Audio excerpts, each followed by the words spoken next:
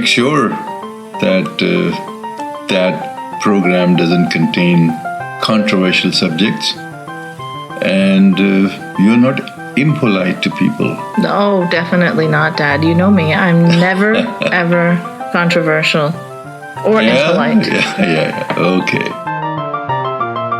Welcome to Conversations with your lovable, never pisses anyone off, ex-Muslim host Aina, keeping it non-controversial.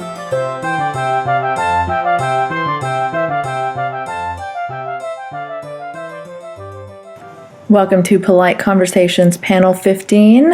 Today we'll be discussing the term rape culture. I think more than ever, especially in today's polarized political climate, it seems to be an important thing to discuss as there are so many misunderstandings around it. Now, if you enjoy this show and what I do here, please consider supporting via Patreon. Without listeners like you, this show just isn't possible. It takes a lot of work to schedule and research and plan these types of panels, sometimes across different time zones, and also try to get guests who will have productive discussions with different views. So if you want more of this, I would really appreciate some help and support. There are thousands who listened, but very few who actually help the show continue. Anyhow, now on to the episode. Today I've got feminist social scientist Dr. Kristi Winters. You can find her on Twitter at kwinty, and centrist white male Peterson fan Jason Liggy, and you can find him on Twitter at LIGGI. Hello, guys. Hello. Hello. How are you guys doing today? Pretty well, thanks. Looking forward to the conversation. It's a difficult topic, but I think it's a really important one. So I think it's going to be a worthwhile period of time and discussion. Yeah, I'm really looking forward to it as well. It's going to be good. Excellent. I'm glad that, Jason, you, kudos to you for coming on, talking about this. I put out like a call, I think, on Twitter saying, is there anyone who actually thinks the term rape culture is inaccurate or too hyperbolic still? And, Jason responded. I think he's the only person that actually responded to that. I'm sure there are more people who think so, but... Yeah, well, annoyingly enough for you, I know, I sort of changed my mind. We discussed it a little bit on Twitter, but I did think that maybe it was slightly hyperbolic, or maybe there was an issue where people tended to misunderstand it. So I wasn't sure how useful it is as a term, but the more I've talked about it and the more conversations I've had about it, I've started to change my view on that. So I'm not really sure where I stand. Maybe I'll completely have changed my view by the end of this. Yeah. And, that's what makes talking to you interesting. Like, you're actually a person that's to the right of me. You call yourself a centrist, and you admit that that's more of a right-leaning perspective, especially nowadays. You're not one of those that insist they're like so on the left, but the left just forces them to have these positions that are so not on the left. So I appreciate that, and we have much more open discussions when you start from a place of honesty. Mm-hmm. And you did hesitate at first to come on and discuss this after our initial conversation on Twitter. Can you talk a bit more about that? Yeah, I guess whenever you have a man talking with two women about an issue that overwhelmingly affects women, there is a bit of a worry about seeming like I'm, this privileged white male coming in and mansplaining rape to women, and I don't really want to be that guy.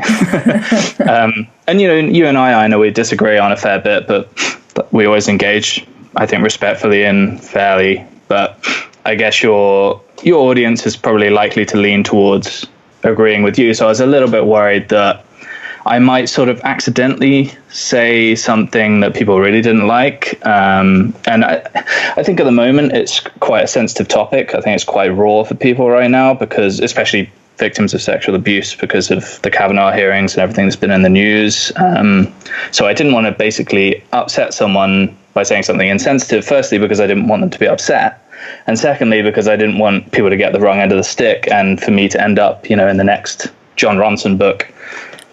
And then I can have John Ronson on to talk about how, he wrote about you.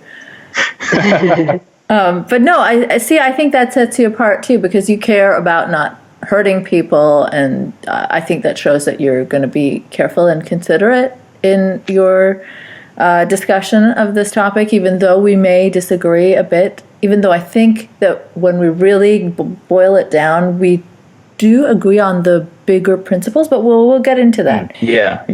A couple of people have literally said to me that they don't want me to talk about it with them at all, the Kavanaugh hearings or rape culture, because it's kind of too painful for them, I guess, because of experiences they've had in the past. So that's also why I was a little bit reluctant, because I just didn't want to,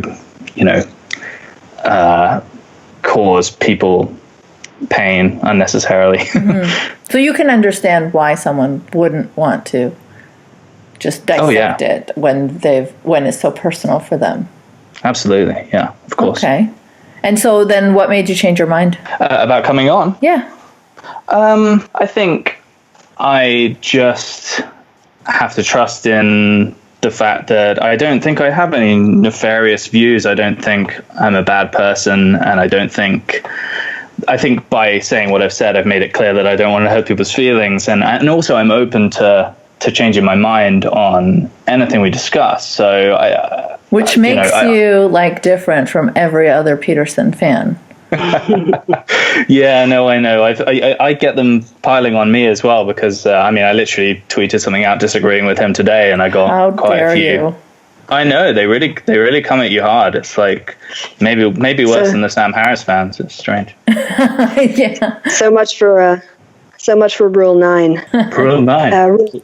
Rule 9 is that somebody that you disagree with might have something useful, so you should listen to them, or something along those lines. Oh, from these 12 steps I had. Yeah. I should know that. I've read the book, so I should know that. Clearly, I didn't read it closely enough.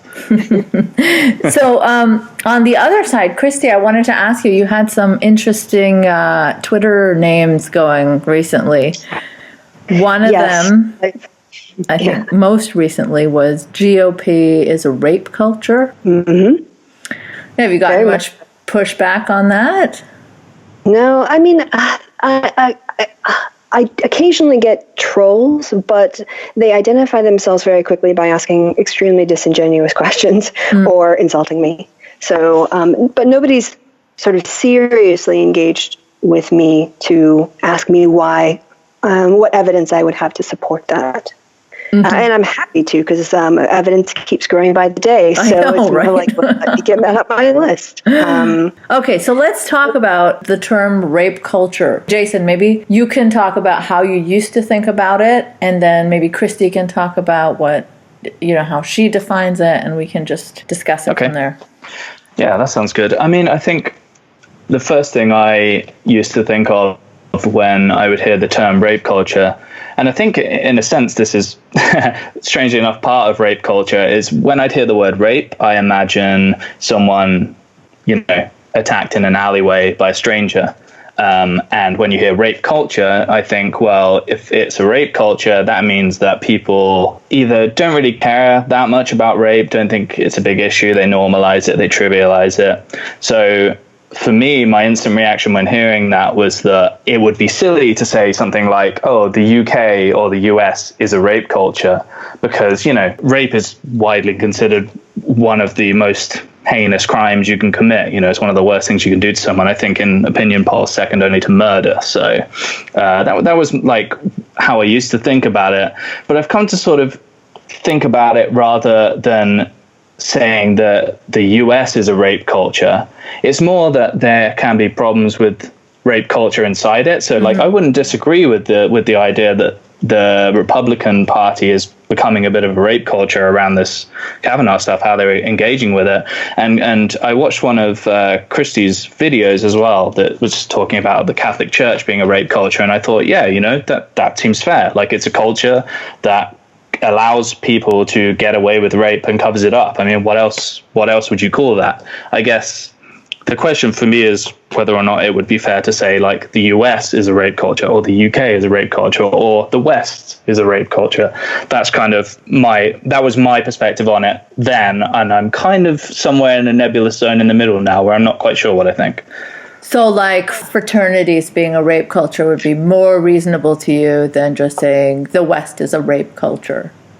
Yeah, I think saying fraternities is a rape culture or are rape cultures, definitely from what we don't really have that as much in the UK. I don't think I mean, I didn't go to university, but I know a lot of people that did, and I don't think fraternities are really a thing. No. But from what I've seen in movies, it seems bad. There's very much a sort of sexual abuse culture of kind of, trying to like essentially trick girls into sleeping with you, and all sorts of like rapey behaviors that not great. Yeah, I mean, where I went to university, I think they had been trying like banning frats on campus, and so while I was there, we didn't have frats. But of course, that didn't eliminate rape or anything. I still came across people so often that described things that were like date rape, it was just sort of like an expected thing on campus. Like no one was even shocked, and that was shocking to me. And I was coming from Saudi Arabia. So,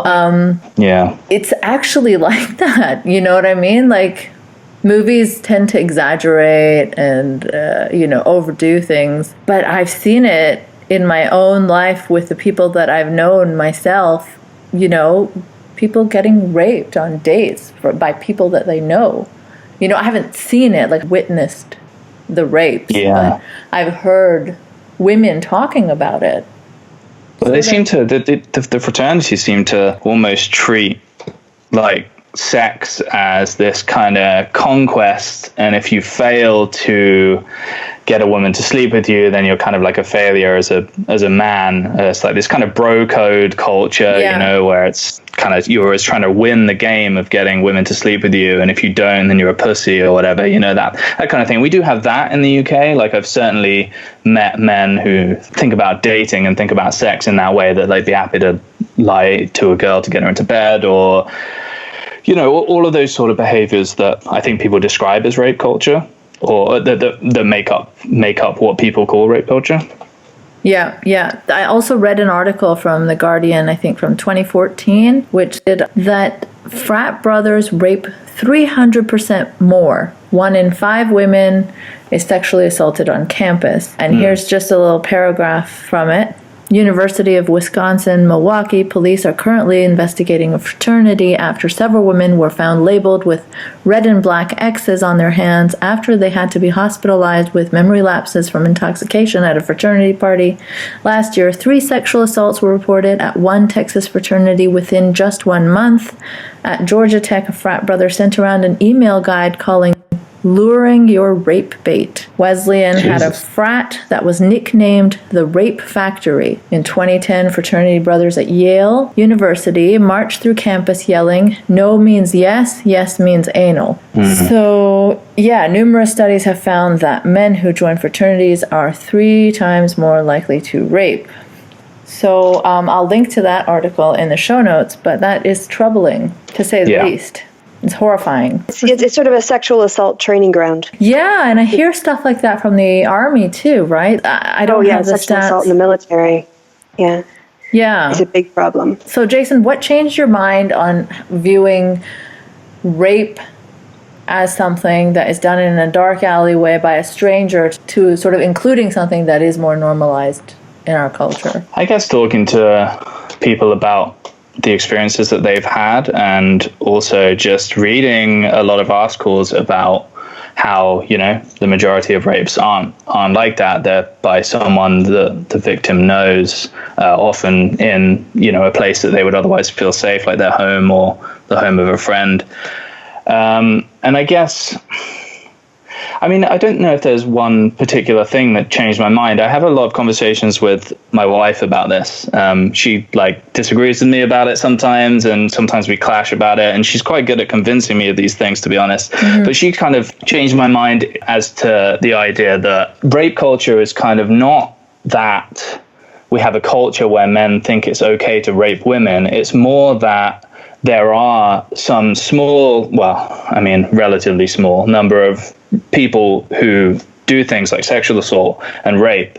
And rape culture is not so much what causes it, but it's the surrounding edifice that lets them kind of trivialize it or get away with it, or maybe justify it to themselves. That's kind of what it's describing. And I think that shift in perspective, from my point of view, kind of helped me to understand what people were trying to say when they said rape culture. I mean, I went out on Twitter asking people if they had questions about it. For me to ask in this discussion, and so many people just like, the question was just like, what is it?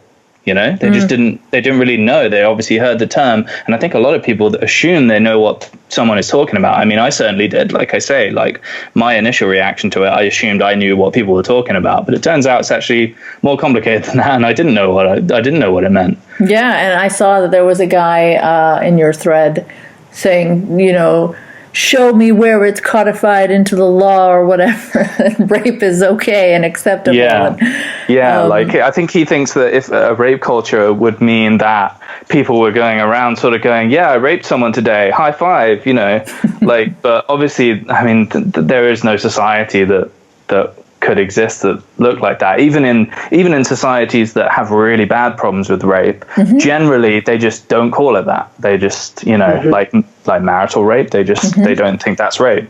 So I think we kind of have this. There's a language thing, isn't there, where the word rape is something bad. So even if you're a rapist, you won't say what you did is rape because you're not a bad person. In your own eyes. Yeah, and then there was the genius question that you got. That was, what was it? What races are more likely to indulge in rape culture or something like that? Yeah, very, very controversial. I have a follower who's quite right-wing, and he is quite vocal in... He's openly racist. He's pretty openly racist, and he's quite vocal in asking me questions about stuff. And I sort of went out and said, has anyone got any questions to ask about rape culture? And he immediately went to a racial place with it. And I was like, dude, I'm not going to go on a podcast with, like, I'm already a man talking to two women. I do not need to bring, as a white guy, I don't need to bring race into this as well. I'm not going down that road.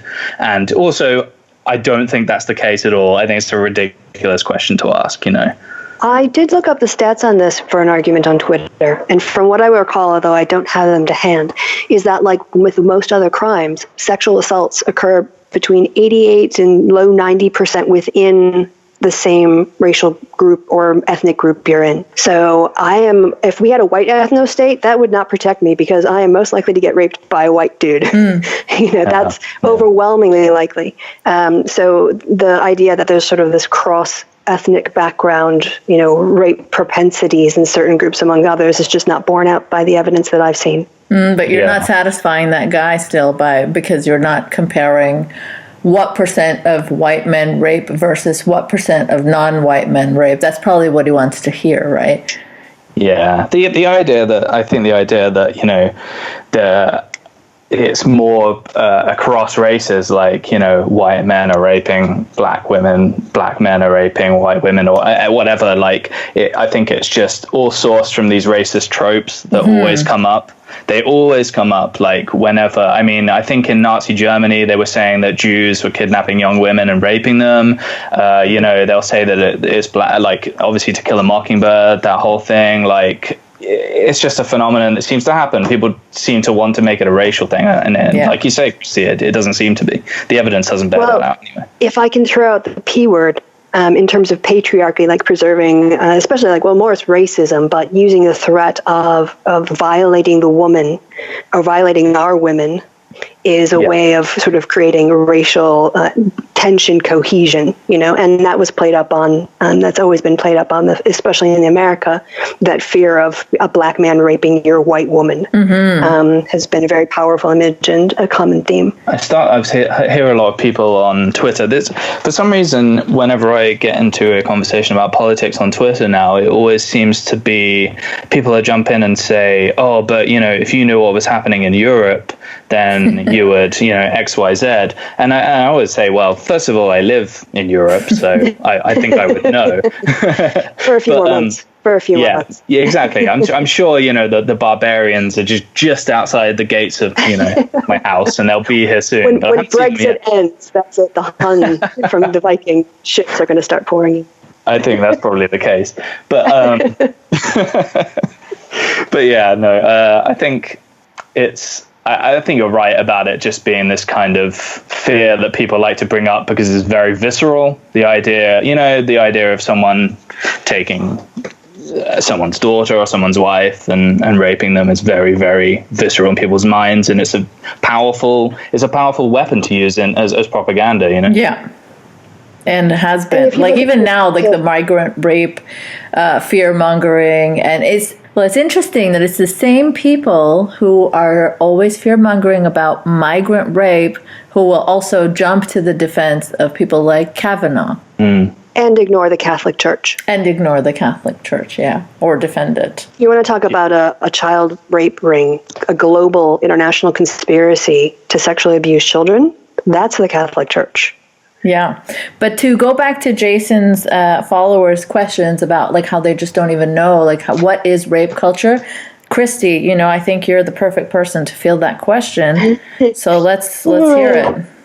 As they say in Germany, jein, yes and no, because I actually don't like the sociological definition of rape culture. I'm a political scientist, not a sociologist, and so when I came to the term, and I'm also not like a feminist scholar, I do political behavior, not gender studies, as is often, I'm often accused of having a PhD in gender studies. But not that that's a bad thing, but it's just incorrect.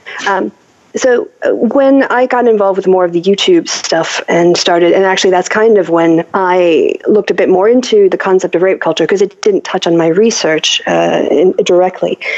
And when I came to the sociological definition, it talks about culture and sort of like normalizing rape, and the language they use makes a lot of sense to sociologists. But I think for a layperson coming to it, normalizing rape is like saying it's okay to rape. Mm-hmm. And that's not, it makes sense again in their terminology. But when I came to it, I had to translate it as a political scientist. And part of political science in our training is we learn a lot of different theories. One theory that is used by a lot of political scientists, not me, because I study voters and voter behavior, but people who study institutions use institutional theory. And institutional theory is basically looking at the formal structures, a constitution, a committee process, the hearing process. Is it open to the public? What is the role of the minority? The practices around that. And initially when it started, it was quite focused on the law and things that were written down, but over time people saw that there are a lot of informal practices that happen, just customs that built up, or different ways of practicing things across countries because of cultural differences that weren't written down, but they were inherent then in the process. So institutionalism you can apply it obviously to government institutions, but you can apply it to any power institution or any structure where people have authority or try to persuade to make change. And so that's how I understood the word cultures. It was within the framework of institutional theory, because I think that's the easiest way to actually see rape culture for the first time. I think that to see rape culture is a bit like, do you remember the magic eye optical illusions from like a few decades ago? Maybe you don't. Like the 90s? But, those posters with the neon. Yeah, I remember those. I loved those. Right. The point of the magic eye is you see an image initially when you approach it, but then if you focus sort of mid-distance, there are 3D images that come out at you, and the picture doesn't change, but it changes. You see the same picture, but you see something else too. And I think that seeing rape culture through institutions is the best way to see rape culture. And like the Catholic Church is a perfect example, because when you actually lay out the practices, and I'm preparing actually for a video where I look at an analysis I did of the Pennsylvania grand jury report, and I break down the Catholic Church as an institution and how it used all its institutional advantages to perpetuate basically the sexual assault of children. They were complicit in making that decision because of their institutional desire to protect themselves as a Catholic Church. But anyway, so once you see it in an institution in one place, you can then apply it to universities. You can apply it to frat houses. You can apply it to prisons. You can apply it then to the way that the Senate treated Dr. Ford very differently than they've treated anyone else before. And also you can look at polling that showed that, what did I say, 54% of Republicans think that Kavanaugh should be confirmed even if he committed a sexual assault. Yeah, there was an article in the Federalist, okay? The headline is why Brett Kavanaugh should be confirmed to the Supreme Court, even if he's guilty. And they go on to argue, I think, that it's worse to put an innocent man, to punish an innocent man. Or what was it, Jason? Oh, yeah, it's better that one guilty man go free than 10 innocent men be punished. Right, exactly. It's a quote, I think, from the Founding Fathers, if I remember correctly. So, I mean, maybe not. I think the general idea of the article is that an investigation is probably not going to be able to settle the question of whether or not he's guilty, not definitively, because obviously it's a difficult crime to prove at the best of times, and because it happens in private, right? Like, of course. I mean, this is one of the terrible things about rape in general, is that it's one of the worst crimes and also one of the most difficult to prove. Like, imagine if murder was like that. Imagine if it was really, really difficult to prove that someone killed someone. It would be awful. And that's the situation we're in with, like, with those sort of sexual crimes, is they have this terrible impact on people, but they're actually really difficult most of the time to prove. And because they're difficult to prove, people feel like they can't come forward because they won't be believed. Mm-hmm. But sorry, we were talking about that article. Yeah. Oh yeah. So the idea is that we can't know for sure. So because of due process, he should be confirmed, because otherwise, we're basically just setting a precedent where the next time the Democrats have a pick, the Republicans will just, make some allegations, or get someone to make some allegations, and then that will derail the process. And it's the precedent that it sets. I don't really think it's a particularly good argument, but I think that's the argument that they're making. Yeah, it's terrible. It's basically a normalizing rape argument. Yeah, it's saying it doesn't really matter if he committed. It's just sexual assault. We should just give him the benefit of the doubt. Right. Yeah. I wonder how they'd feel if it was like a murder thing. Like if Brett Kavanaugh was accused of murder in the 80s, but they couldn't find any evidence, but someone testified that they saw him shoot someone in the street, but they couldn't find any evidence of it because of, the way it wasn't in his calendar, Jason. Because it wasn't in his calendar. Did you see the Matt Damon SNL thing? No, I didn't. Where he got the calendar out. Oh god, that was funny.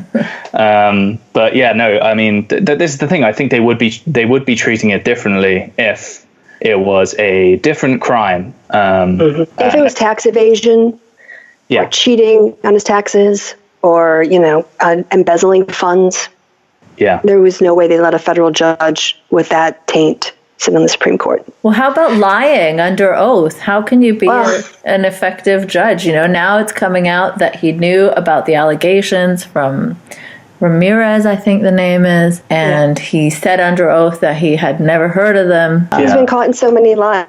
Yeah, in many ways, if Republican independents, the two women who are swing votes, wanted to not have to vote on whether or not they're picking between Dr. Ford and Kavanaugh as to who is right, they could certainly go on the perjured himself while under oath. I think that's going to be pretty easy to prove. It is easy to prove. It's just right there. The evidence it keeps coming up. People are offering this stuff. They're calling the FBI, offering this stuff. Yeah, that's how much evidence there is out there.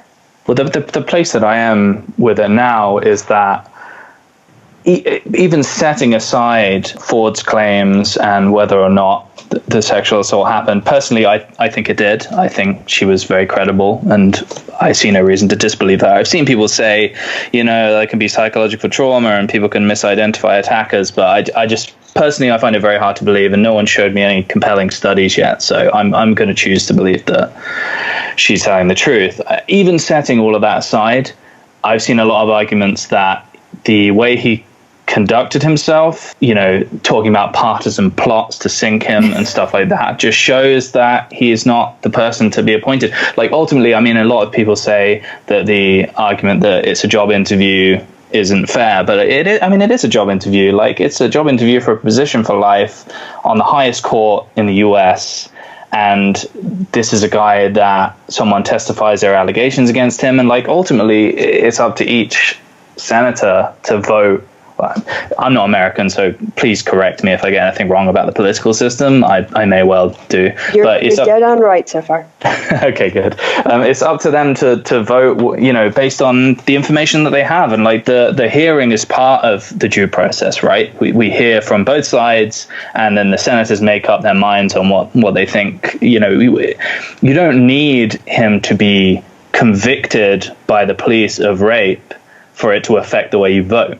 That's kind of how I've started to see it. There's an issue here of fairness, because there are other witnesses, there was other evidence that could have been introduced, but the Republicans very deliberately said they would only make it, they sort of set it up as a he said, she said. And so they kind of hampered the investigation or the hearing process, the consideration of evidence, by limiting the kind of evidence they would even consider. And then the other thing, too, is Dr. Ford was questioned for the entire Republican time by a prosecutor. And I think Kavanaugh was queried around 10 minutes. And it was when she started to pick apart his calendars that Lindsey Graham had his little mantrum and started shouting all over. And then Republicans just kicked her out. So when she issued her report saying that it's a he said, she said, because this happened yesterday, I think, Ms. Mitchell released a report saying that prosecutors couldn't go ahead with the evidence that she examined. Well, of course she couldn't. So when it comes to a fair process, actually Kavanaugh's had a very biased process in his favor, and he still sucks. Did you see that Vox graphic?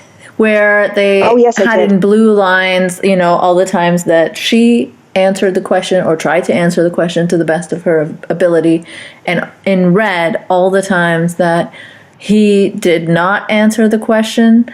And that alone, I mean, that is not the behavior of an innocent person, to just, you're being asked about something specific and you go on about what a good athlete you were, how good your grades are. It's like, that's not what you were asked, dude. Yeah, and I should just point out, to visualize this for the listeners, that Dr. Ford's, when they wrote out all her testimony and coded it with blue, the entire page was blue. Yeah. And when they did the same for Kavanaugh, it was, about 50-50? Yeah, it seemed to be. Yeah, it was a significant amount of red anyway. Yeah, so just to clarify that for people who might not have seen it. And how many how many Republican senators started off apologizing to Kavanaugh? Yes. I mean, to me, that was just appalling, right? Like, I'm so sorry you have to go through this. I'm so sorry. Yeah, that I think was tactical, because the Republicans really didn't think through this prosecutor strategy. It's why they had to change the game during Kavanaugh's testimony in order to rescue it, because he was going down. He was really going down at that point. Yeah. So what happened was, they wanted to, they offered her public testimony. And when she said yes, and they gave her a whole bunch of conditions to get her to say no, but she basically, gave in on everything except for testifying in public in front of them. Then they realized, holy shit, we can't talk to this lady. Right. So then they made up this prosecutor position, which has only ever happened like when a senator has to testify before his colleagues. I think before Fred Thompson did it in the 70s or something. And they said they were going to yield all their time to the prosecutors. So the prosecutor was questioning Ford, and the Democrats went, fine, we'll just speechify. Because there's no point in questioning her. The prosecutor's doing that for us. So why don't we use this time to send our message to our voters, talk to Dr. Ford, praise her, whatever. And I think the Republicans just sat there for all of Ford's testimony, stewing, because they had silenced themselves. And after the break between Ford's testimony and Kavanaugh's testimony, Lindsey Graham went out into the hallway and just started yelling the conspiracy theory about the Democrats releasing this at the last minute, and this is a sham, and it's a terrible thing to do this, man. He just went off to the media because he had been just stewing the whole time. And then I think when it got to the point, I don't know if it was his 5 minutes or he just had enough. But when they got to the calendar and he saw how poorly, just watch until the Republicans start rallying him, how badly he was doing. He went off on that to change tactic. And so they just made it up the whole way because they're not interested in a fair process. They're interested in rigging a particular outcome. And not even a sexual assault charge is going to stop them from stacking the court. Yeah. They're willing to throw sexual assault victims under the bus on their way to cementing gerrymandering, to cementing deregulation, to overturning Roe v. Wade, to doing everything that they've been working for the last four decades to accomplish. Well, didn't Lindsay also say if there's evidence found against him by the FBI, he'd still vote for him? Yep.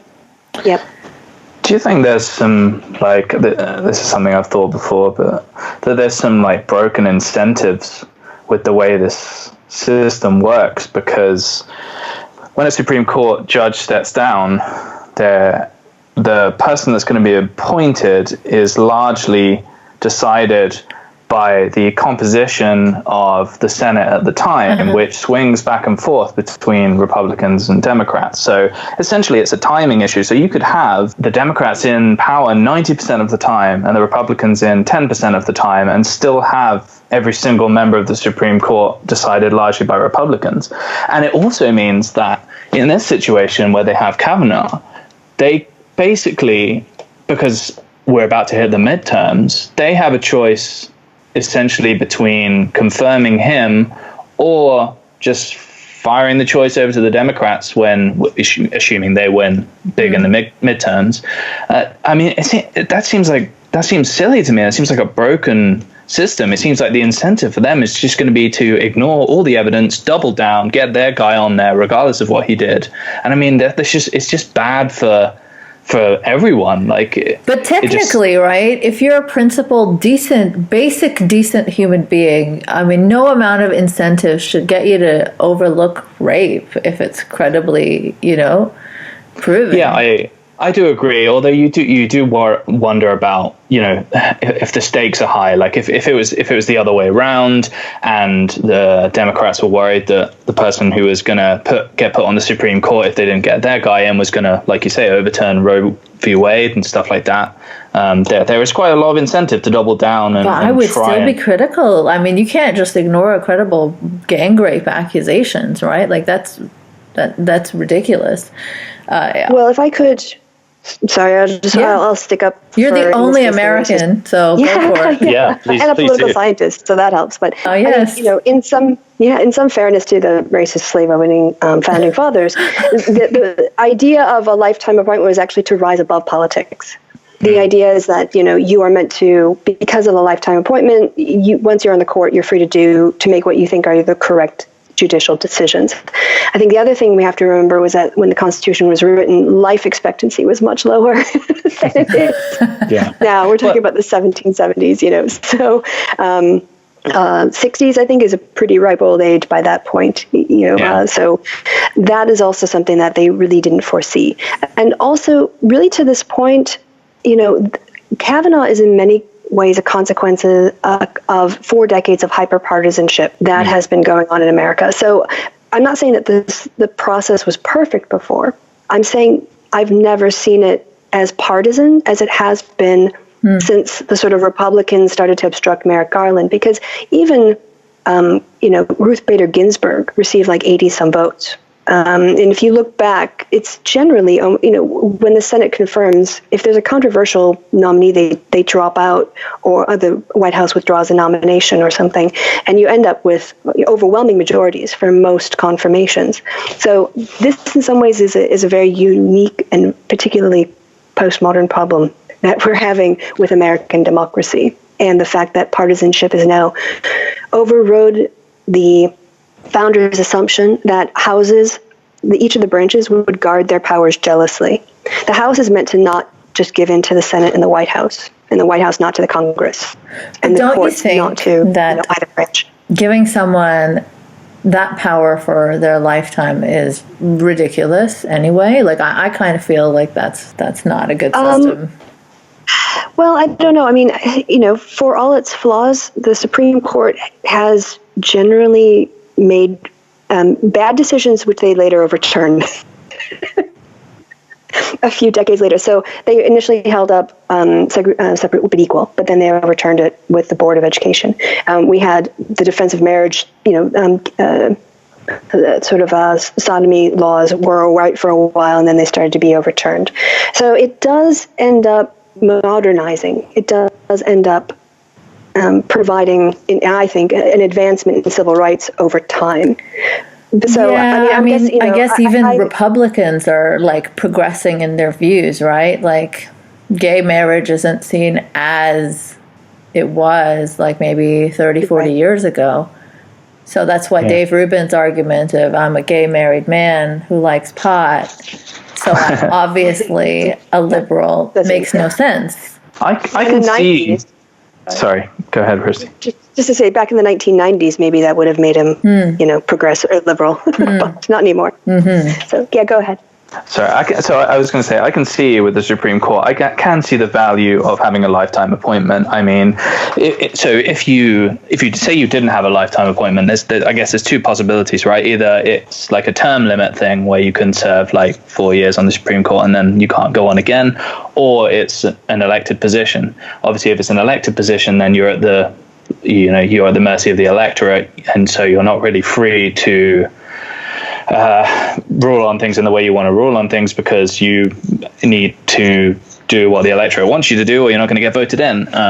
And likewise, if it's a term thing, then you have a career after the Supreme Court to think about, where maybe certain people won't hire you if you make particular rulings and stuff. So I do understand why it's structured the way it is, as crazy as it seems. But am I right in thinking as well that they didn't even, the idea was originally when America was founded that there wasn't going to be political parties. It wasn't there wasn't supposed to happen. So yeah, this hyper polarized, super partisan environment is kind of just snapping the system, because it wasn't built to work in these conditions. Yeah, it's basically, when you have the UK and the Westminster system, you have effectively one-party rule for the length of the term of the government.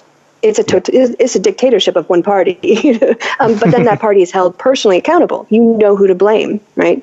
And I think what I see is a Republican agenda to basically create one-party rule systematically through voter ID laws and voter suppression and gerrymandering, and then having a court uphold that in order to preserve their power at the expense of democratic legitimacy.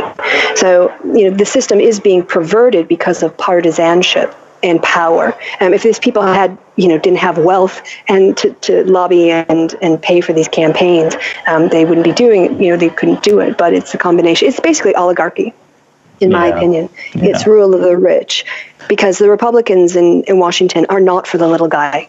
So. Well, they allow so much money in. They allow so much money in politics, right? One of the Supreme Court decisions.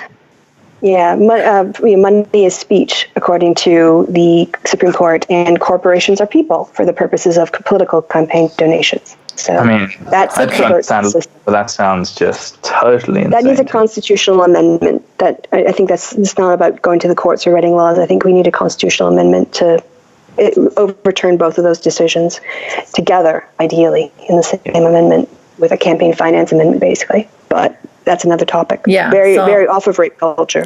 You're right. So I was just going to say, can we, maybe circle back and discuss rape culture as interesting as it is to pick apart the political system of America. But yeah, so what I've been seeing from the right in terms of this Kavanaugh thing, in a time where a self-professed sexual predator is basically running the country, it's very hard for me to see how anyone can argue that rape culture just doesn't exist in the West, and that's purely, those other savages, What do you think about someone that would say that America is a rape culture, or the UK is a rape culture? Do you think that is too far? Like, is that not a good way of using that term? Like, I guess what's the correct way to use the term rape culture is what I'm asking. In that case, I would actually just change the verb to has. Yeah. Okay. Many cultures, because I think that's what it really is. It's these sort of like subcultures or institutional practices that operate not everywhere, but enough to make people's lives awful. So does the United States have a rape culture? Or does it have rape cultures? Yeah, I think lots of them. And I would point to the prison system, the Catholic Church, fraternities, the University of Michigan, where a guy was allowed to sexually abuse girls for decades. and they covered it up. So, yeah, that's how I would phrase it. And you can say the same thing, I think, for the UK as well.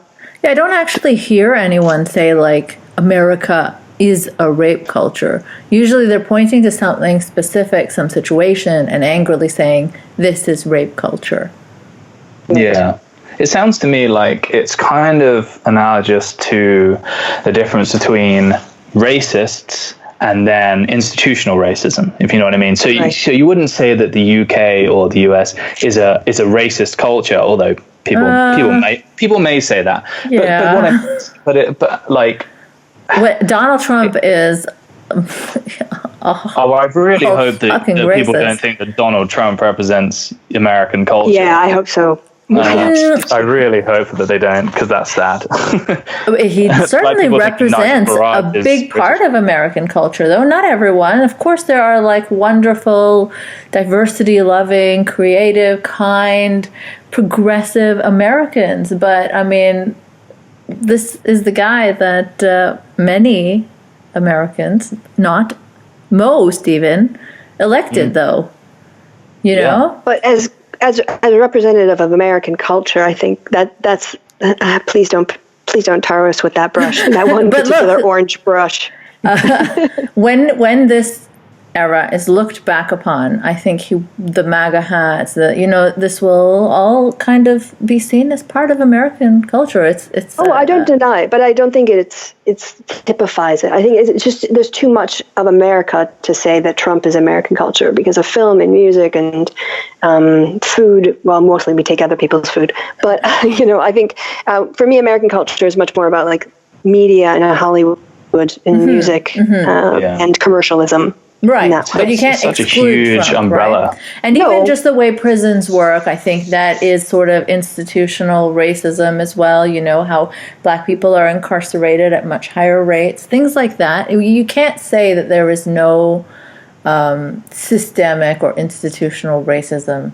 But that's the point I was getting at, is that the difference between when someone says rape culture, what they mean is there are certain elements of institutions or cultural attitudes that are a problem, that contribute to either stopping rape victims from getting justice or allowing rape to happen. That I'm not sure if that. So one of the things I was wondering is does the idea of rape culture, does rape culture existing, actually increase the number of people who think it's okay to rape, or does it just provide cover for evil people who do rape? Do you know what I mean? Like, is it a symptom or is it a cause? If you see what I mean. I'm not sure I fully understand what. I think I do, because of a case study I can think of. There's a right-winging kind of YouTube guy who is Canadian. I don't know if I want to drop his name on the show, but during the course of a live show... I'm sorry, there's a lot of them. He bragged to other people who were hosting the show with him that one time he got really drunk and he was having sex with this girl, and the condom was super tight, so halfway through he took it off, but he didn't tell her, and he just finished. And then the next day she was really mad at him. And his friends had to explain to him that actually in Canada, that was a crime. So don't say that this happened before 2010 or whatever. Right? Yeah, I mean. So what counts, what people see, marital rape for a long time, until the 1970s, was not considered rape. So what rape culture is sort of depends on the sort of how the wokeness, maybe? I don't know, that's not a very professional term. The wokeness. But of the wokeness frame of what counts as sexual assault, sexual violation, and rape. But some people would argue even now that it's too much. You know, they're afraid to give women hugs and stuff because then they'll be accused of rape. You know what I said to that? Like, for the guys who are complaining about that sort of thing, when you start checking under your car in dark parking lots for women, or you don't go down certain dark streets because women might be lying in wait to attack you, then get back to me about how you're afraid of women. Yeah. I mean, I got into trouble recently because I responded to a comment which, to be fair, I misread and misunderstood. But basically, I thought that someone was saying, if you get accused of rape, you have nothing to worry about if you didn't do it. But actually, what they were saying was, you shouldn't worry about being accused of rape if you're not doing anything. If you see what I mean. False accusations are rare. So I questioned that, and I ended up getting quite a lot of heat because they thought I was saying that men have a right to be afraid that they're going to get falsely accused of rape. But which is a very manosphere kind of talking point, isn't it? I've never heard of that happening. So can I say something I saw that blew my mind? It was in the Huffington Post. It was polling data that they'd done after the Kavanaugh thing. One of the questions they asked was, do you identify with Dr. Ford or Trump or neither, or you're not sure? And then they broke down the distributions not only by men and women, but also by party, or sort of like Clinton voters and Trump voters. Mm-hmm. And what was amazing to me was on the bottom, it was women who voted for Clinton. And 26% of women who voted for Clinton, or 28 or something, maybe 30, identified with Dr. Ford. Women overall was a little bit less, like 26%. And that actually maps on pretty closely to the rates of sexual assault, 1 in 4, 1 in 5, right? So that seems plausible. But then when I looked at the number of Trump voters who were men, who identified with Kavanaugh, it was like 75%. Yeah. And I'm thinking, what have you guys been doing that you would identify with this guy who goes on and on about how much he likes beer and says that he never was at a gathering like Dr. Ford described, and yet his calendar for July 1st describes exactly that kind of party with those people she named. Mm-hmm. So yeah.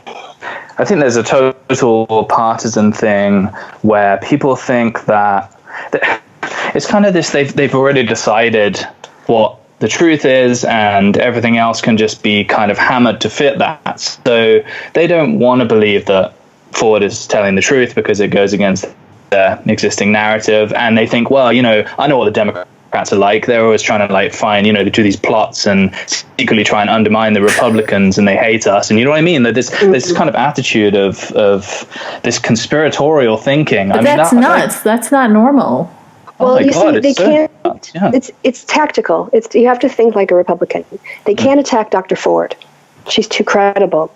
People side with her. She was reasonable. She was polite. She was deferential. She was femininity all over, right? She victimed right. So who do they attack instead? They attack the party. And that way they're not talking about Dr. Ford's testimony or her credibility. They're making up conspiracy theories of this. Well, I guess I'm just responding to this sort of why are they so obsessed with talking about the Democrats and all these nuts conspiracies? It's to distract from talking about Dr. Ford's credibility. Mm-hmm. Yeah, I mean, I follow a mix of right and left-wing people, so I actually saw this interesting phenomenon unfolding in real time because I watched the hearing live. I watched Dr. Ford talking and giving her testimony, and while it was happening, you could see that people were changing the right-wing people were changing their opinion from this is all total bullshit, she's making it up, to, well, maybe it happened, but she's misremembering, or she's overestimating her memory of the event, and then, I'm sure it happened like she said, but it wasn't him, she's probably misidentified. There are these, psychological case studies of people it's this constant backing away from this position as it becomes untenable. Although, I did see people straight up just really grasping at straws in a really annoying way, the whole her saying she had a fear of flying thing. It's she goes on holiday, so I guess she doesn't have a fear of flying, so that damages her credibility. And it's how is that the same thing? Coming to testify in front of the entire country about one of the most awful traumatic things that's ever happened to you, and then going on holiday for fun, one is going to provoke more anxiety than the other. You know what I mean? There wasn't a bunch of it was so telling that people were just grasping for straws, that they just so desperately just wanted to stick to what they already thought, that they would just find any excuse, any little hole in her credibility. Like they were saying, first she said it was about 4 people, and then she clarified to be I think it was 4 because, I didn't necessarily see everyone that was there. So that somehow speaks to her lack of credibility, apparently. There's just little stupid things like that. Yeah, I mean, there's even within rape culture, right? I think it's something that exists in different degrees in different groups, right? So, like, we have the mainstream, I guess, media people who will see, like, a jock who was accused, or even, there was proof against them.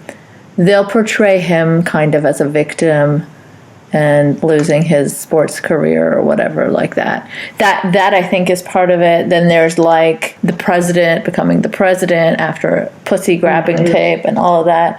Then there's like, even in our small circles, like the skeptosphere, when it happens within our circles, you see like the sort of downplaying or denial or questioning when it happened with Krauss, the fact that Shermer has faced nothing, the fact that I still see atheist podcasters inviting Krauss on, and then they'll put out statements saying it doesn't mean we necessarily agree with everything that he says or does. And then there's the extreme end where there's the manosphere, right? And even within that, there's the incels and the MGTOWs and the who are the worst ones? That the incels. The incels. Incels are the worst, right? Yeah. Right. Yeah. Yeah. The incels are the worst ones. Where I mean, if there's something worse than that, then Jesus, I don't know what to think about that, because they're terrifying. But what is Roosh V? What does he identify? Because he's like openly Roosh V is shut down. Yeah, he's that shut he down is. What he is. I'm not familiar with him really. Who is that? Oh, count yourself lucky. Oh. He's a rape apologist, basically, a pickup artist, one of those sort of conquer at all costs. In one of his books, he actually describes how he was having sex with a woman and she wanted to change positions and he didn't want to, and she tried to squirm away and he held her in place until he finished. But he also talks openly about how if we legalize rape, then women will, protect themselves better. So we should just... What? Yeah. That is Yes. So that's a position that he openly holds. Yeah, yep. Well, I think that tells me everything I need to know, doesn't it? Yeah, so he's pretty openly, fine with rape. Awful. And awful. Yeah, then there's the Cernovich, who's been normalized by some of our skeptical people, so-called, like Dave Rubin, who laughed at, I forget which media outlet it was, said that, oh my gosh, a rape apologist was booked on Fox News, and Dave Rubin was like, ha ha, Cernovich rattling cages, as if this is just something that you poke the regressive left on. And so there are different spheres where rape is being excused or normalized or covered for in different degrees. And I think even on a global scale, that's what happens. Of course, there are some countries where, marital rape isn't recognized or things like that. This is much worse. But then there's stuff going on in the West that you can't deny, that people in positions of power are perfectly fine with. What was Ann Coulter tweeted the other day, the only gang rape that's happening right now is what's happening to Kavanaugh. Yeah. And, I mean, she has a mainstream media job. Yeah. It's appalling. Some of this stuff just seems no different to me, the way, like a gang rape victim in Pakistan is treated by, the tribal elders, and then the way that Dr. Ford is being treated by some of these far-right media people. So, if I could plug my co-host of our current happy hour show, Kevin Logan, he has a series on YouTube called The Descent of Manosphere, which I know has cleared 50. Yeah, 50 episodes now. I haven't watched every single one, but I had Kevin on, and we had a chat about the manosphere, and whatever I've seen of his, very, very fascinating. He really deep dives into like each of these loonies. Yes, and with lots of swearing in a Birmingham accent to boot. So, there's that as well. But one of the things that he started the series off, and he did these, and what he does is he watches a lot of programs by a person in the manosphere, usually men. There are a couple women, but it's predominantly men. And he organizes sort of their rhetoric into themes.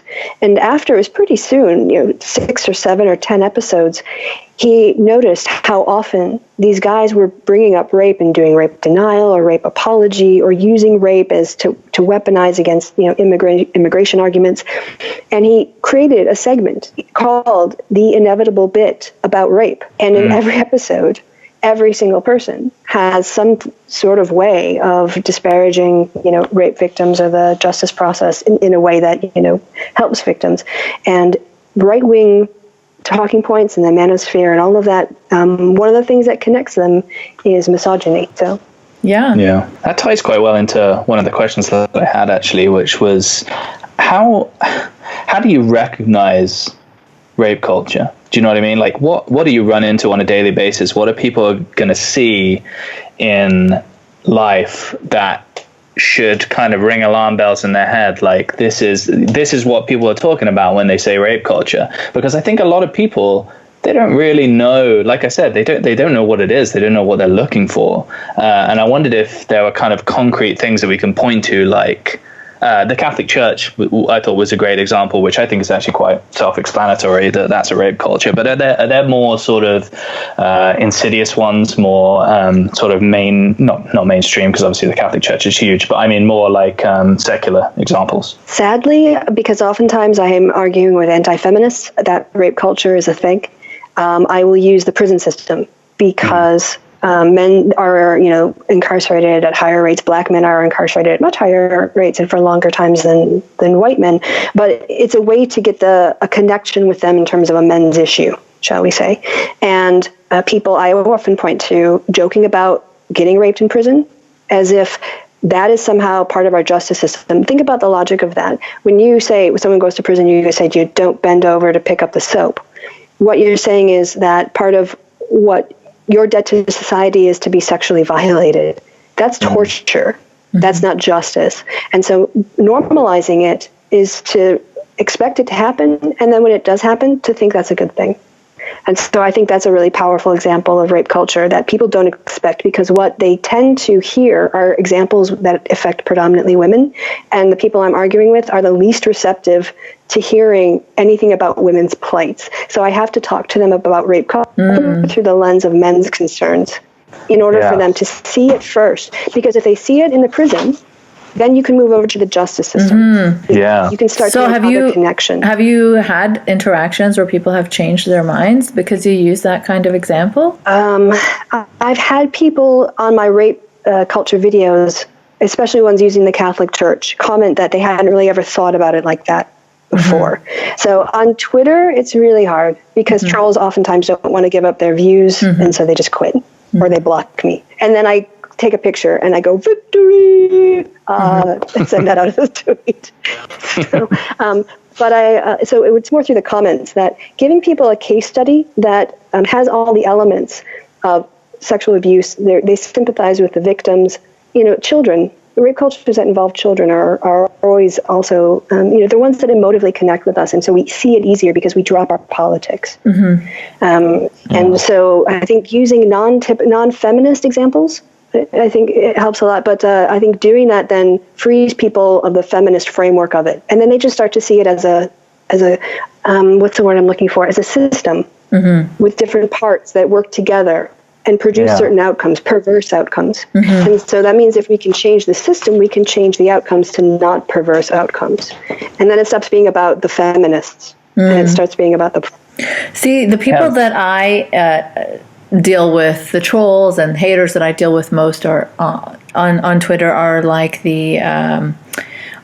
secularist atheists. So they have no trouble saying that the Catholic Church is a rape culture, or that Islam is a rape culture, stuff like that.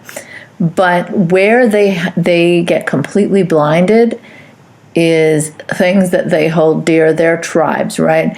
So like atheist conferences that cover this stuff up, that let it happen, or anything secular, immediately they are blinded to it, because religion is the problem here, right? We get rid of religion, we get rid of most of our issues. And so why I find the IDW so insidious is that it gives this academic credible veneer to some really old bigotries. And so, the anti-Me Too takes and Stephen Collette, Jason, you linked me to an article, particularly terrible article, I thought, by a pretty awful person. But it was interesting when we discussed it, and I'm hoping that we can chat about it a bit as well, because they sort of even hijack the language of feminists or social justice to try and turn the argument on its head and advocate for the opposite stuff. So there was this article, I forget if that was Collette or not, that Sam Harris also RT'd. It was by one of the Weinstein brothers' wives, Heather.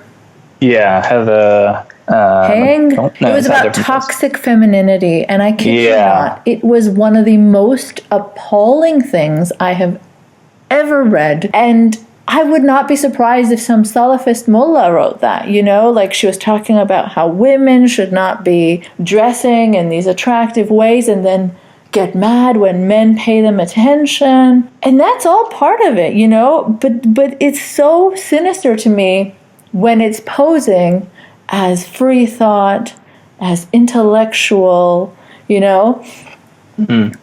So, I read the article. I can't remember it very well, unfortunately, or I would probably have more to say. But I do remember not thinking it was that great. So I think I have some quotes. Let me find the page where I put these quotes down. If I could react quickly, it's just I don't know if men always understand, cis men in this case, how much women regulate their bodies every day before they walk out the door.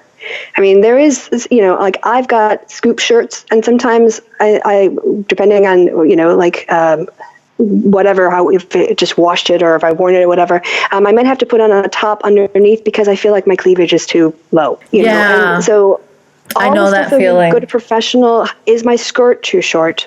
Is this what? So you're basically trying to predict what people who you don't know are going to find sexually attractive. And then based on that vague impression of what you think is acceptable, work within those bounds, unless you don't care, which is, maybe good on you for not even thinking about it and just making yourself happy. That's a way for your... I've had periods in my life where I have dressed, in corsets and things like that, completely unapologetically. If someone cannot control themselves around me, I'm not to blame here. You know what I mean? Corsets, fishnets, things like that. I'm not going to, apologize for that or feel like I'm doing something wrong.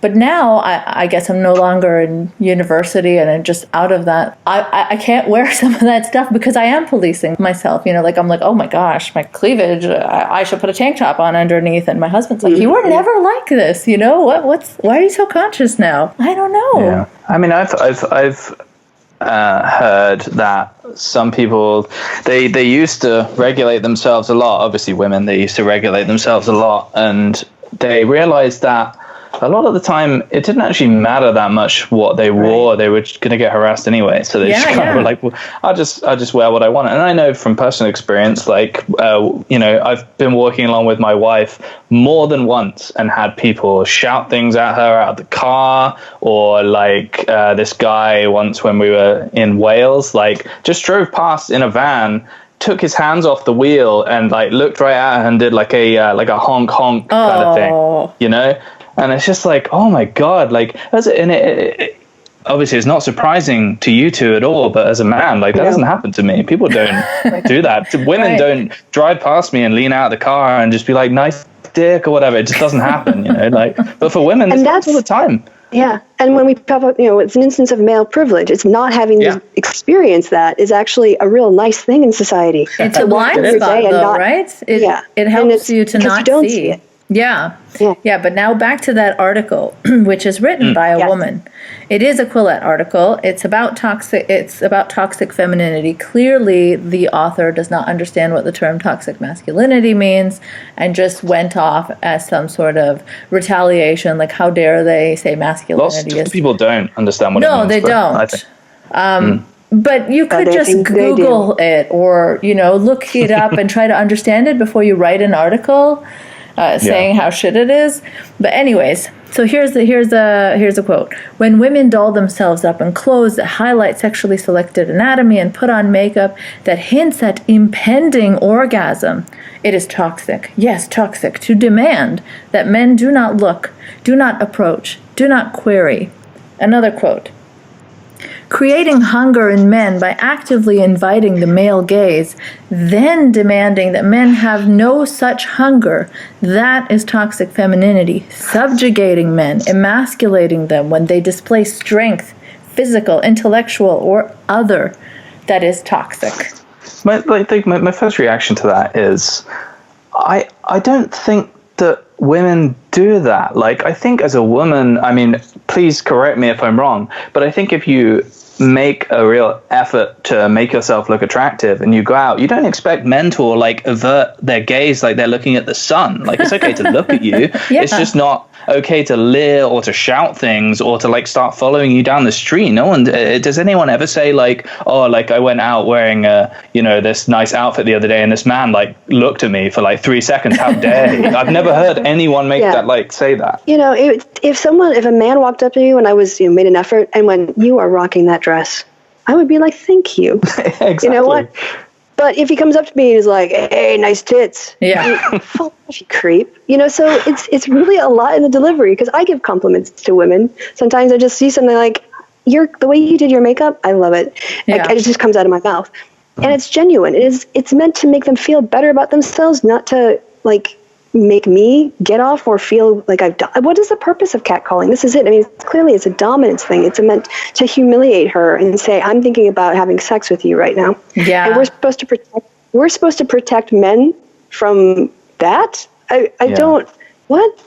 And what, is blue balls a terminal condition? I think the catcalling thing is often a showing off to other men. Like, oh, look at me. I'm like so alpha that I'm just going to like shout what I'm thinking of this woman. Anywhere with that? Do they get any success? Like, what keeps encouraging this behavior though? I've never heard of success coming from that. So I mean, who are these people and why do they keep doing it? Like, I would be embarrassed myself to try and do that to someone. Just to react to that second point as well, that second quote from the article about I can't remember exactly what it was, but something creating about hunger in men by actively inviting the male gaze and demanding that men have no such hunger. No, it's the one where it was about whether men show strength, intellectual or yes, yeah.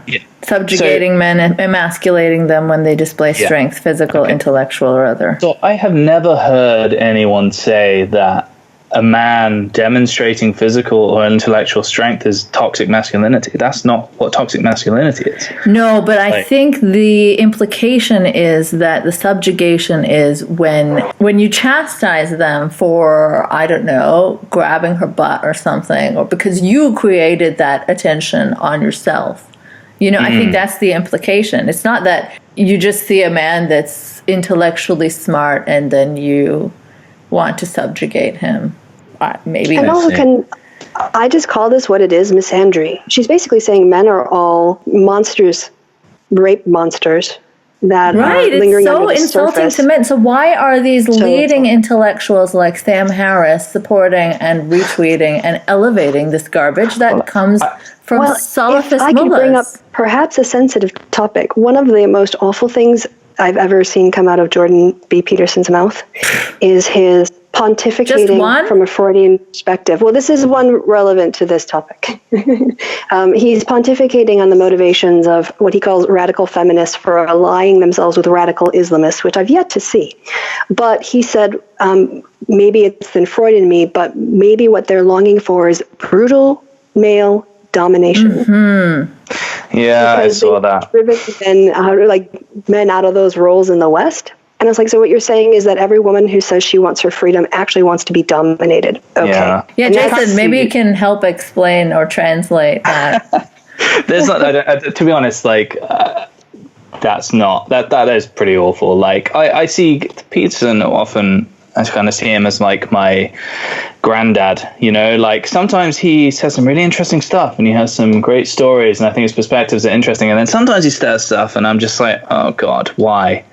You know, And that's one of those instances. I don't have any defense of that, and I certainly don't think it's the case. I can actually really relate to that analogy. Not that that makes me like Peterson anymore, but in terms of that conflict of someone that you think has wisdom. And I see from, he does the psych stuff and the self-help stuff, and he's helped apparently, quite a lot of people. But then when the crazy uncle part of him emerges, and you just go, oh, just don't talk. Just don't say anything. Put your hand down.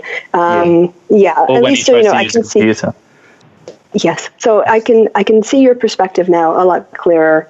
Probably the only JBP person I've talked to that I've been able to get that perspective from. So thanks for that. That's okay. I think, to be honest, I have trouble interacting with a lot of his fans as well. I don't think they like me much because, if I call myself a feminist or male feminists have such a terrible reputation for some reason. It kind of bums me out every time I hear someone rip on them. And, as someone who's a fan of, people like Joe Rogan and Peterson and people like that, it happens a lot. There's this kind of reputation that if you're a male feminist, you're being sneaky, like you're not successful with women, so you're trying to dishonestly pretend that you're fighting for their causes to get close to them. But it's just it's not the case at all.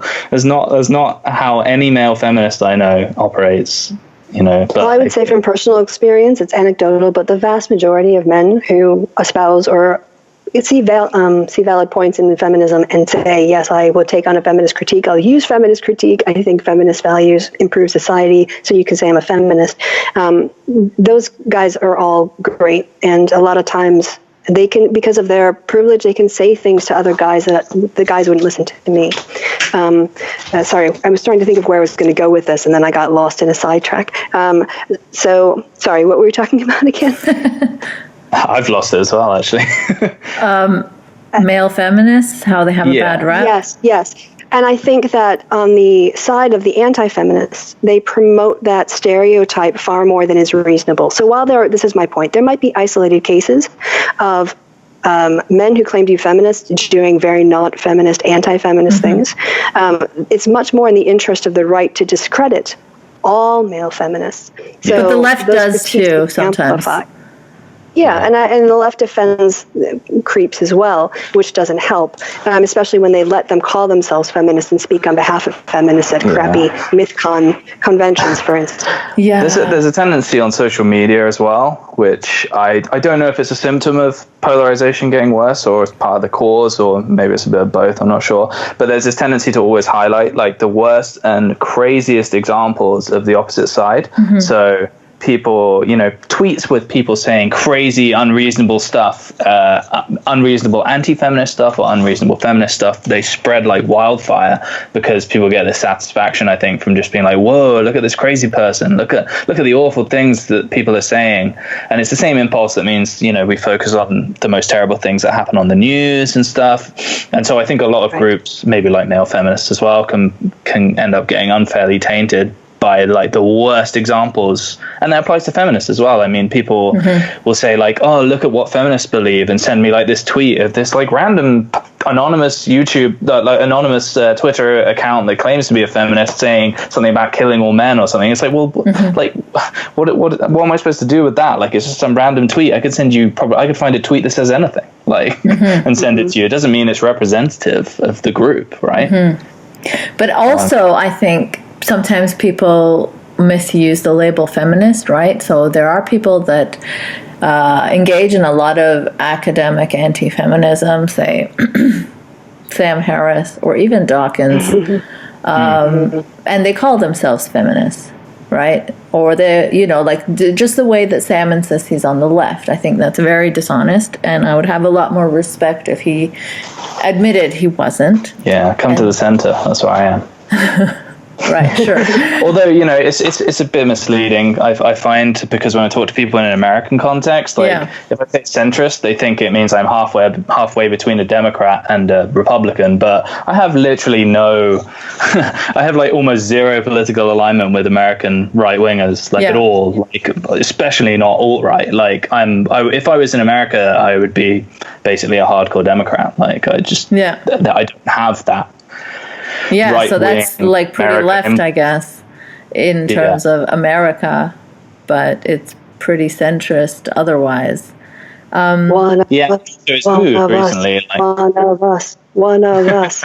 I already call myself a feminist, so you know. Well, yeah, explain to me how you can say you're a Peterson fan and a feminist. Because, like, if I didn't know you and we just met at a bar or something and you were like, you know, hey, you know, how's it going? And we chatted, we had a good conversation. And then you're like, yeah, you know, I'm a feminist. Okay, cool. And then you're like, yeah, and a Peterson fan. I would literally just, I don't know, I would have to go to another table or something. Or maybe I'd just be really intrigued and be like, okay, this dude is really weird. Let's find out what he's about. I guess there's two possibilities. One is that I just don't agree with the anti-feminist stuff that he says, or That's so much of what he says.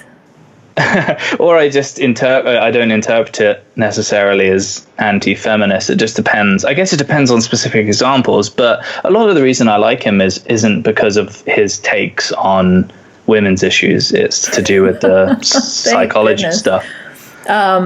I definitely don't think, like, if someone was going to say, like, hey, who's a good voice to listen to on, like, feminism and women's issues in the modern world, Peterson is not the person I would choose.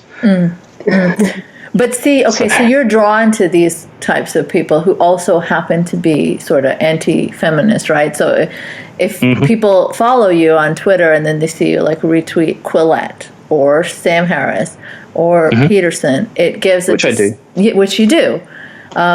It gives the impression that you are really not a feminist. Yeah, I mean, I guess I could see how people would think that, but like, I think just because you agree with someone on some things doesn't mean you agree with them on everything. Sure, but usually there are some things that are so bad from some people that it discredits them in their eyes. Like, I'm sure I could find one Sam Harris take, like his take on Kavanaugh was very reasonable, right? Like, yeah. But well, it's difficult though, because obviously, like, I don't want to say I don't think Jordan Peterson is anti-feminist, or I don't think Sam Harris is anti-feminist, because then that kind of opens me up to, like, we can go through all of the quotes one by one, and I have to kind of prove that it's not coming from that place, if you see what I mean. So it's difficult for and me that's another discussion altogether, like why you're a fan of the IDW. I'm not here to grill you on that today. Yeah, I don't like IDW. I don't like that whole thing, like the term. It's just, I mean, like, talk about tribal, like, you're literally naming your tribe. Just don't. We are the tribe of super non-tribal people, okay? I think, you know, I've been thinking recently that a lot of the problems that I see with people engaging with feminist ideas, it seems to me like kind of a marketing problem. Like, when people understand what the issues are, regardless of what name they put on them, they seem to agree with them, you know? And it feels like you think rape culture and toxic masculinity, if I explain to someone without using those words what I'm talking about, they'll probably be like, oh, okay, yeah, I see what you mean. But as soon as I say rape culture, they're like, whoa, you know? But like, that's a simplification, though, because there are people who will resist that you even need feminism. And there are some very influential skeptic types who say you just don't need feminism in the West anymore. I got told by a popular writer in the atheist scene that you don't need feminism because catcalling and things like that, if those are our worst problems, then, I mean, those are just compliments anyways, and women should learn how to take a compliment. Does anyone think catcalling is the worst problem? Like, does anyone actually, is there a feminist out there that's like, yeah, like, we should all be publishing academic papers about the problems of catcalling? Like, I feel like, yeah, it's an issue, but I don't really think many feminists say it's the biggest one, do they? Right, but they do focus on it as being a problem, right? Like, and whatever problems you bring up, those are, you know, immediately discredited. Oh, these crimes, you know, guys murdering their girlfriends or rape and things like that. So that's a separate issue. That's a problem with the justice system or something else. That's not a reason why we need feminism. So then it boils down to, oh, well, this is actually the biggest problem that feminists have. Or there's another atheist guy who, talked about how feminists don't care, Western feminists don't care about what's happening to women in Saudi Arabia. They're too busy, worrying about the crosswalk guy being a guy or something stupid like that. The little lighted dude in the traffic light. So these are not real problems. These are not the ones that feminism exists for. Or Gad Saad, let's say. He's more concerned about man-spreading and shit than any other feminist that I've encountered. He talks about it more, right? Yeah. The way I think about feminism, I call myself a feminist, and that's because I think that there are certain cultural and structural barriers that get in the way of women having a full equality of opportunity. You're already deemed a cuck by that point, Jason. I know, I am. And I get people just saying it's illegal to, discriminate against a woman. It's I know it's illegal, but that, just because racism, discriminating by race is illegal doesn't mean it doesn't happen. And it doesn't mean that there aren't other cultural issues. One of the examples I gave when I was talking to people earlier was I'm a programmer, right?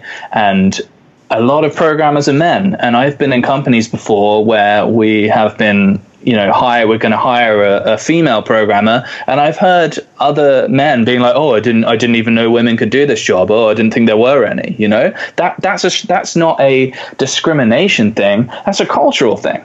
And that's a problem. And the idea that, feminism has solved all of the problems, we're done now, let's pack it up, and all the feminists, let's move to Saudi Arabia and we'll start work there. It just strikes as ridiculous, to be honest. There are clearly still cultural problems. There are clearly still structural problems that need to be addressed. And I feel it feels like a lot of people just trying to change the subject when they start talking about Saudi Arabia, or start talking about why are you so bothered about the crosswalk sign? I don't care about the crosswalk sign. I care about actual problems that stop women from doing what they want to do. Right. I don't care about the crosswalk sign either.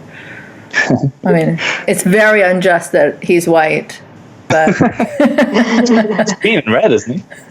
Is he in red? Is he red in England? In this country, he's green. He comes on when he's on. He's green. It's a white dude here. Okay. We're more inclusive to Martians. Of course. Yes. But for those who didn't pick up on it, I was just joking. I really don't care about the color of that traffic light. But yeah, so, okay, to wrap this conversation up, I think that we agree on the larger issues here. I guess, Jason, you have changed your mind a lot over the course of us having these conversations on Twitter, even from when you responded to my tweet saying, does anyone think this is hyperbolic? I think you changed your mind a lot. And that happened from you just looking more into it, I guess, and speaking with your wife. Yeah. That is basically it. I just spoke to a lot of people about it, and I did a lot of research and just tried to keep an open mind. And you watched my video. I did watch your video, and that, to be honest, the example that you gave about the Catholic Church was a big sort of knock into my brain of kind of we're talking about a rape culture. We're not talking about the entirety of the culture that we live in a rape culture. Does it all what is it, Christina Hoff Sommers said something people talking about rape culture, they're basically saying that the culture is entirely geared towards normalizing rape. That's what people think that people mean when they say rape culture. I've since learned that is not what people mean, so I've changed my mind. Don't listen to Christina Hoff Sommers on rape culture, please. Yeah. I think that we need I was reading an article when I was doing some research on this stuff, and it said, one of the quotes it said about feminism and stuff is, it said, this is the quote, a well-known masculinity / men's rights movement that is not mostly anti-feminist has yet to appear. And I think maybe we need something like that. We need, we have toxic masculinity. We need a positive masculinity, our idol is Terry Crews. Feminists do talk about positive masculinity. Absolutely, they do. But I think there maybe is a little bit of a marketing problem that some reason culturally feminists have come to be associated with man hating. And I think there's kind of a two-pronged attack that we want to do. Is one, we want to change that perception because it's ridiculous, and the other is we kind of want to repair this male feminist nonsense and turn it into this kind of positive kind of science-based masculinity, gender equality thing, where we can understand the scientific reasons, the evolutionary reasons, the sociological reasons that these problems like rape culture come to exist, and we can understand again scientifically how we can fix them. But see, now these terms are loaded, right? As our culture moves in different directions. Science-based, coming from a Peterson fan to me would sound like, or someone who's defended Google guy, James Damore, right? Would sound like you're trying to defend that perspective, and science to you is just focusing on sex differences and saying that women are innately less able to do certain things and have less interest in certain things. And to me, that is not a good direction to go down. No, I think the problem with that argument is that people use it to justify the status quo, whereas I do think there are sex differences in interest, but I don't think they're not a reason to just say so everything's fine as it is. But could I intervene and just say that on his larger point about having a discussion about a positive masculinity and how we can sort of invert the masculine, the toxic masculine elements, I think that larger conversation could be led by male feminists, because you have the experience of being a man and growing up, maybe seeing some alternatives to speak to those alternatives, or what you want for your sons or for society to have for their sons. And I think as a cis woman feminist ally, I will have your back on that, and I will give you the mic on that, and I will echo those concerns through your experience, because I can't have it. So let me be your ally on that one, friend. I am very happy to have you as my ally, definitely. I want to make it so that when people think of male feminists, they think of Terry Crews. You know? Like just this big, strong dude who's super progressive and pro women. Not a soy boy, you mean? I heard soy boy recently, and I've started using it ironically because it just cracks me up. It's such a stupid.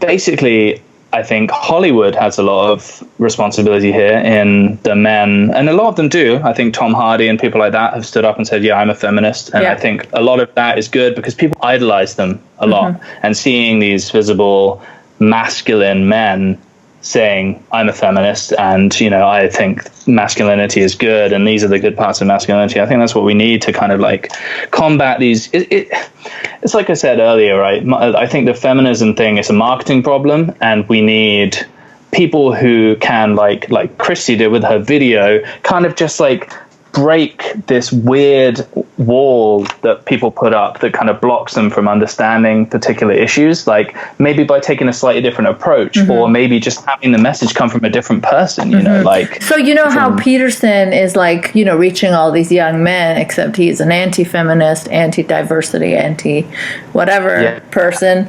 If we had someone, I think, that spoke to young men from a place of being a masculine man, I guess. That's what you're saying, right? Someone, yes, that's exactly what I'm saying. That's a role model and is a feminist. I can't disagree with you on that. I think I want to put Peterson, all the good parts of Peterson in a machine, and all the good parts of Terry Crews in a machine, and meld them into Terry Peterson. Get out of here. In your centrist life.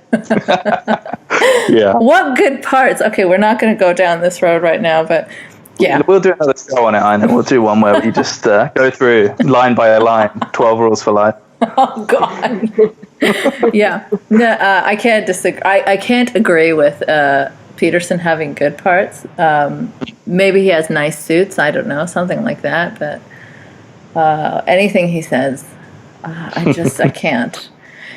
But I agree with that in theory, that yes, there should be a figure for guys who's spreading except whoever does that ends up either in the manosphere or, I don't know, tied up to PUAs. At least that's what it seems like to me. Like, it is a very difficult thing to rally around something, an identity that already has power. You know what I mean? So, like, it's like trying to say, let's have a positive white movement or something like that, you know? It's a tricky thing to do. Like, of course there should be positive role models for white people and stuff like that, but when you start organizing around your whiteness, it immediately becomes icky, right? Yeah, that's true. Although I'd say the difference there is that, like, like you say, like, oh, you know, it would be good for white people to have role models, but we have so many. Yeah, but so do men. But on this issue, it's not like we don't.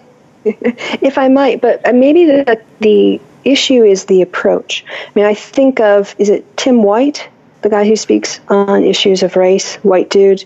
I think I'm getting it's just Tim White. And he comes at it from a place of real humility, saying, I have learned so much from listening to people. But the fact is that you're more likely as white people to listen to me than to them. Mm-hmm. And I need to explain to you why that's a problem. So we're going to relate here as white people, but I'm going to tell you about my experience from a point of humility, not a point of identity. And I think I've seen too, I think Dan Harmon's, when he admitted to and apologized for his behavior, good. Yeah. It came from, again, and he was saying in that, I want to do this to show that it can be done, and it can be done with grace, and it should be natural, and people should do this. Right, and so he wasn't coming there to own the Me Too space or own. You know, so I think the humility that you bring, I mean, if one does bring humility to that kind of identity sharing explicitly, then I think that there can be a level of in-group honesty in a public forum that will reach a lot more people than just a private conversation. Right, I agree with that, but don't you think that the people that are already so opposed to feminism and things like that will see him as being, you know, a cuck for being so, you know, humble and... Well, I always played at the center. I mean, when I debated Carl Benjamin, I wasn't debating him. I was debating all the people who came to see him. Mm-hmm. Yeah. And I think that if you know your audience, if you're going to lose those people, that's okay. Just don't give them sound bites that they can mock you with, if at all possible. But they're going to find something, so just accept it. Whenever you have sort of I know what you're saying, Ina, that like there's almost like a magnetism with the existing power groups. So like in the atheist scene, as soon as you start going down that road, you get drawn straight towards sort of like the Sam Harris's, and then maybe you get drawn towards some more extreme sides. But it doesn't have to be that way, because obviously you've kind of carved out an audience in the atheist scene that isn't like that, and largely they disagree with a lot of the others, you know, and it's because you've put voice to those concerns and to those views that people are like, oh yeah, I think that too. Oh, there is a place for me, you know. Mm-hmm. But it's so small. Yeah, it is smaller, but there's still people, and you know what, it could grow and it can change. Like every community, every group of people start small. So the hope is just that if you put the right messages out there, people will respond to it, and people will, you know, agree with you, rather than just getting drawn off into these more extreme elements and becoming more. But those are the ones that attract, right? Those are, like, if I change my positions today, I could probably double, triple my audience. You know, it's taking that path of least resistance, and you're going to get the most rewards. But taking the path of more resistance is not easy. But yeah, I maybe agree. You get the better people. Maybe it's maybe the people that are easily drawn off to the extremes aren't the people who are going to be that valuable as followers and as an audience anyway, because they're just going to troll you, and they're just going to, you know, fill up your take all your refuse to, you know, take down your Patreon support or whatever because you said something they don't like, or, you know. Anyway, Jason, you've totally ruined my feminist propaganda today, where I was going to totally own you and, you know, make you sound super unreasonable and like, what the hell? Look at this crazy dude. Don't worry, I will find something else. I will find something else to be crazy about, so you can do another show later on where you look stupid. It's fine. I'll find it. And now we have this reasonable discussion. Goodness me. I was going to say that I didn't really have to talk too much, because basically my job here was kind of to convince you that my perspective on rape culture was correct and valid, at least, could be validly applied to the world to understand it better. And you kind of did that by yourself, so I didn't have to. I convinced myself. Blame his wife. She ruined it. Yeah, I know. I'll tell her that she ruined it. She'll be listening to this, so Emily, you ruined it. Emily, thanks for making him more reasonable. But yeah, okay, so what are some parting words from you guys on rape culture? Right. For me, at least, this was actually a much more pleasant conversation than I had perhaps anticipated, merely because of the 10 days leading up to this with the Kavanaugh hearings, and then the topic itself. But this was an incredibly interesting conversation to listen to. And I enjoyed it a lot, and I hope I contributed occasionally with some helpful things. But I think if people can hear this, if this is widely spread when someone says, well, this is what rape culture is, and they present this podcast, I think it would be an excellent educational tool for many, many people out there. That's great. Yeah. Jason, how do we talk to Jason from, 10 years ago? Yeah, so I think that was probably 1 year ago. Okay, there we go. Last week also. Last week, yeah, yesterday. No, I've heard the criticism that a lot of what's expressed on the topic of feminism can sometimes come across as accusatory, rather than kind of dispassionate and scientific, because obviously it's a very heated subject. It's very close to people, and especially for people who have experienced the symptoms of things like rape culture, I think it can be quite a sore topic to talk about. And I think sometimes the tone with which people approach it does put people off. But I do think there is a place for being true to the science. And I mean the actual science, the actual real science, the real papers, the real results that are actually scientifically rigorous, and also to be true to the idea of gender egalitarianism and feminism and equality of opportunity. There's a way to be true to all of these things and express that in a way that I think people will respond to. It's just we need to find a way to talk to the people who can be talked to really make clear the ideas that we're trying to express and bring them over to the kind of the side of, and I hate to say it, but the kind of logic and reason kind of thing, the real skeptics, where people are actually looking at they're not just retreating into these kind of tribal enclaves where they're just doubling down on what they already believe. They're listening to all of the different groups and really trying to piece together an actually accurate picture of what's going on and how we can fix it. And I do think that's possible. And I hope people hear this conversation and they're kind of drawn to that approach and drawn to that attitude. We need missionaries of the new feminism. Oh, yes, dear gosh, yes, that sounds frightening, guy. Talk about marketing. I sign myself up as a prophet. You want to market yourself? And let's not go down the missionary route. But yeah, so Jason, you're not afraid of Frozen, Disney's movie. Oh God, yeah. You know what? That is possibly the stupidest thing I've seen him say. Because Frozen is awesome, and so is Moana. They're two of the best movies in ages. So, if he goes after Inside Out next, I'm going to lose my mind. This guy is a fake Peterson fan, obviously. But okay. So you like Frozen. That's good. You gave us some good tips on how to talk to Jason from last week. And I hope that that's helpful to people, because it was really hard for me to find a person that even had a slightly different view on this. And your view became closer and closer and closer to mine, much to my dismay, just as we were planning this podcast. So. Yeah, I was hoping, the research I did, I was kind of hoping that I would entrench myself more the other way so that I could fight you more, but it kind of went the other way, and I kind of was like, shit, I don't actually have any points left. I was going to say, I think actually your authenticity is what the power will be, the power in the podcast.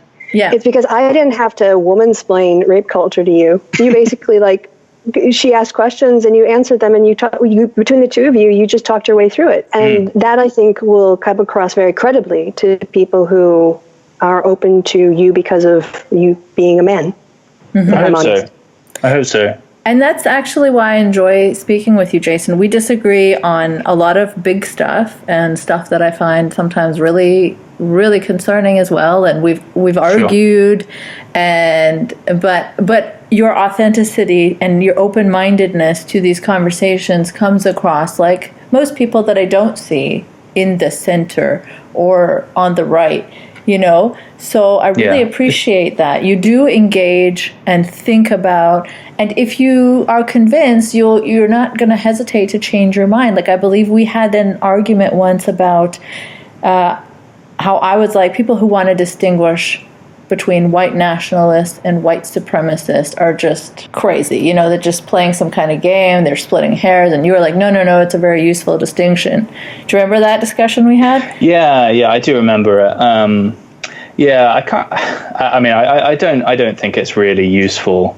to distinguish it unless you're doing it in like an academic setting. Sure, I'm sure I had a reason for thinking that, but I don't think that in a normal political discussion it's really worth talking about either of those things other than to say they're bad. So right, but so that's what I'm saying. Like, I really appreciate that you do what a lot of skeptics claim, that they do. Like, they look at the evidence and they'll revise their positions accordingly. However, you don't see that in the leaders at all. You see further and further tribalism and refusal and straw manning, and I don't see that from you. So thank you. Well, I appreciate you guys saying that about me, because I do strive to not be tribal. I think everyone is to a certain degree, despite what Sam Harris might think.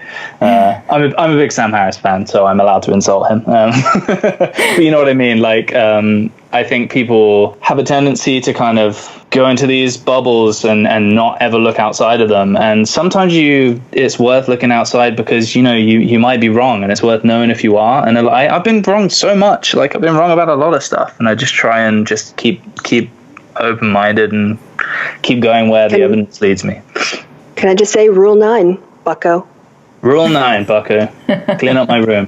Yeah, all right, guys. No, that's the one. Listen to opposing voices. They might have something to teach you. Which one's cleaning the room? I don't. I only know Rule 9 because I quote it back to Peterson. Okay. You should know all the rules by heart, Jason. I'm going to learn them so I do next time, so I don't embarrass myself. That's right.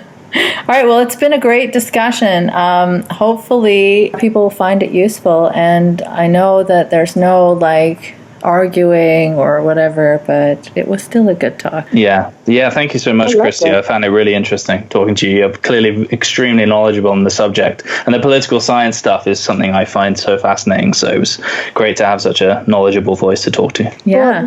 And I know you're always great. Yes, I agree. I'm no academic, but I have opinions and stuff. For sure. I'm in that boat too. We're in that boat together. All right, well, good chatting with you, and I'm sure we'll chat again sometime. Take care of yourselves. Definitely, you too. All right. Thanks again. Thanks for listening to another episode of Polite Conversations. You can support this podcast by sharing the shit out of it, making some noise about it, or contributing via Patreon. Patreon.com/nicemangoes. No E in mangoes. Also, you can follow me on Twitter @nicemangoes. If you want to make a one-time donation instead of a monthly Patreon one, you can do so via PayPal. nicemangoes.blog@gmail.com. Remember, no E in mangoes. If you've got an interesting story and would potentially like to be a guest, you can email me there too.